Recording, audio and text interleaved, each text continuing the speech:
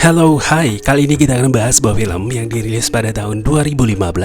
Film ini dibintangi oleh Blake Lively, Harrison Ford, dan Michelle Huisman. Film ini berkisah tentang seorang wanita yang tidak mengalami penuaan. Namun, ternyata bahwa menjadi muda selamanya itu tidak selamanya menyenangkan. Ada banyak hal yang menakutkan. Baiklah, tidak perlu berlama-lama lagi, mari kita bahas. Inilah dia, Age of Adaline. Film ini mengisahkan seorang wanita yang bernama Adaline Bowman. Adaline memiliki pribadi yang tenang dan bijaksana, sehingga ia memiliki daya tarik yang sangat kuat. Adaline juga mempunyai banyak nama, seperti Jennifer Lawson. Ia juga memperbarui namanya dari waktu ke waktu, karena sebenarnya Adaline telah lahir sejak tahun 1908. 20 tahun kemudian, Adaline menikah dengan seorang insinyur tampan dan melahirkan seorang anak perempuan bernama Fleming. Tetapi hubungan mereka tidak berlangsung lama karena suaminya mengalami kecelakaan saat membangun jembatan Golden Bridge kala itu. Hingga suatu malam, tragedi menyeramkan juga menimpa Adaline. Jalanan bersalju membuat mobilnya kehilangan kendali. Hal itu membuat Adaline menabrak sebuah jembatan tua yang membuat mobilnya terdampar ke sungai es. Suhu tubuhnya seketika turun 30 derajat, detak jantungnya pun berhenti saat itu juga. 2 menit setelahnya, sebuah kilat bermuatan 5000 volt menghantam mobil Adaline. Hantaman dari petir itu berhasil menghidupkan kembali jantungnya. Panas yang dihantarkan membuat suhu tubuhnya keluar dari keadaan hipoksia. Penempatan elektron di DNA-nya juga membuat Adaline kebal akan kerusakan zaman. Singkatnya, di umurnya yang ke-29, Adaline berhenti mengalami penuaan. Suatu hari, Adaline berpapasan dengan temannya. Terkejut sekali bertemu dengan Adaline yang tidak menua sama sekali.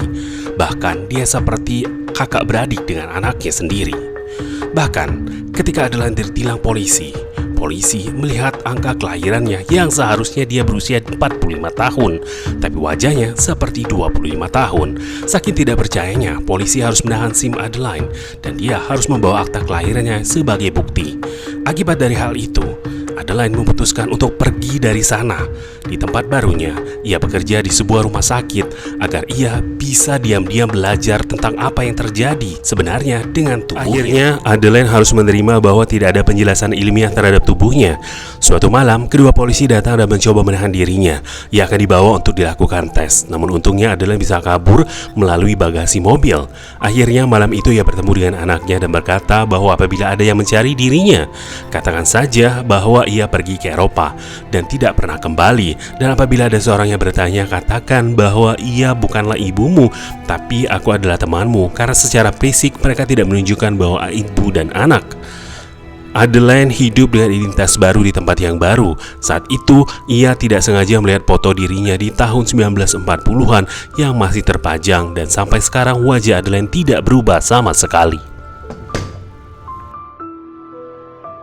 Adaline mempunyai teman akrab yang buta dan menguntungkan Adaline karena ia tidak akan terkejut. Padahal mereka seumuran, namun Adaline terlihat seperti garis remaja di masa itu. Adaline tidak sengaja bertemu dengan seorang pria yang sama terpananya seperti dirinya. Esok harinya, Adaline menunggu seorang di sebuah restoran. Yang datang adalah seorang nenek tua. Namun ternyata nenek itu adalah anak kandung Adaline yang sudah lebih tua dari dia. Seharusnya Adaline sudah berumur lebih dari 80 tahun. Adaline bekerja di sebuah perpustakaan dan tidak sengaja laki-laki yang ditemui sebelumnya yang berpura-pura menyumbangkan buku untuk bisa bertemu dengan Adaline. Karena menyimpan sebuah rahasia, Adaline mencoba menghindar dari pria ini. Nah, meski akhirnya ia luluh dan menerima tawaran dari pria itu, hubungan mereka semakin lama semakin dekat. Adaline dengan sendirinya berkunjung ke rumah pria itu dan makan malam bersamanya, meski pada akhirnya ia menghilang.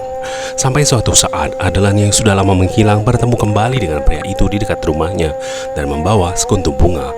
Adaline tidak menyukai hal itu karena ia tidak ingin siapapun tahu keberadaan tempat tinggalnya. Semua orang pasti tidak akan mengira bahwa nenek ini adalah anak dari wanita cantik di depannya. Wanita ini tidak bisa menua akibat tersambar sebuah petir pada kecelakaan di malam itu.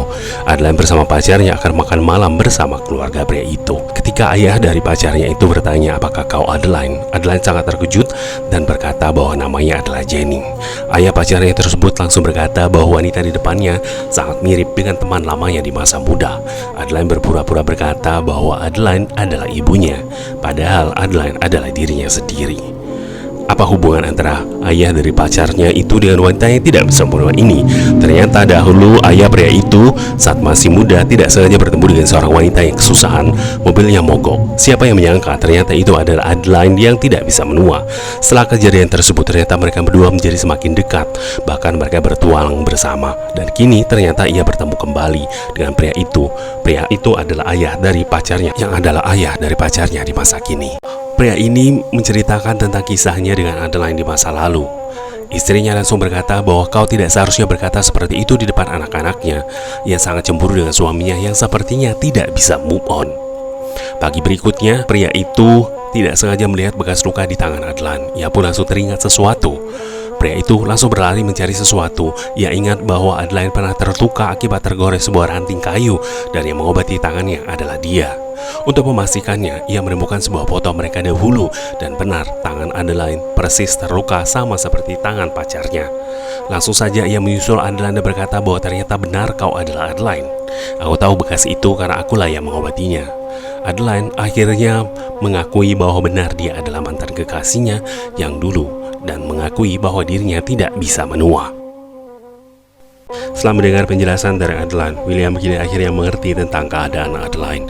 Ia memohon kepada Adeline untuk berhenti berlari dan tidak meninggalkan anaknya Alice. Saat Alice datang, ia hanya menemui selembar kertas dari Adeline yang mengatakan bahwa hubungan mereka tidak bisa berlanjut. Hal ini membuat ia bingung dan langsung mendatangi ayahnya. Ia bertanya tentang semua ini, tapi seperti Adeline, William tidak bisa menjelaskan. Ia hanya meminta Alice untuk mengejar Adeline. Namun sayangnya, Adeline mengalami kecelakaan dalam perjalanan.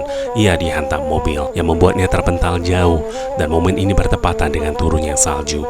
Pada malam itu, Adeline mengalami hipotermia. Beberapa jam berlalu, Alice akhirnya berhasil menemukan Adeline, tetapi jantungnya sudah tidak bekerja. Pada jam 8 malam, Adeline dinyatakan meninggal dunia di umurnya yang ke-107. Beberapa jam kemudian, medis datang dan sebuah keajaiban pun terjadi. Tegangan listrik berhasil menghidupkan kembali detak jantung Adeline. Ia segera dibawa ke rumah sakit dan uniknya, Adeline dinyatakan sadar dalam kondisi kelelahan. Adeline akhirnya menceritakan semua rahasianya kepada Alice, dan Alice akhirnya paham. Beberapa saat kemudian, Fleming, anaknya Adeline datang, dan lucunya, Fleming sempat berpura-pura menjadi neneknya Adeline di hadapan Alice. Tapi saat mengetahui Alice ternyata telah mengetahui semuanya, suasana menjadi lebih haru. 1 tahun pun berlalu. Adeline kini tinggal bersama Fleming dan juga seekor anjing lucunya. Sebelum Adeline dan Alice menuju pesta malam itu, Adeline sempat kembali ke kamarnya untuk mengambil tasnya yang tertinggal. Tapi saat melewati dinding kaca, ada satu hal yang mengalihkannya. Sesuatu yang belum pernah ia lihat selama ini, yaitu salah satu rambutnya memutih, yang artinya kini ia telah kembali menjadi manusia normal.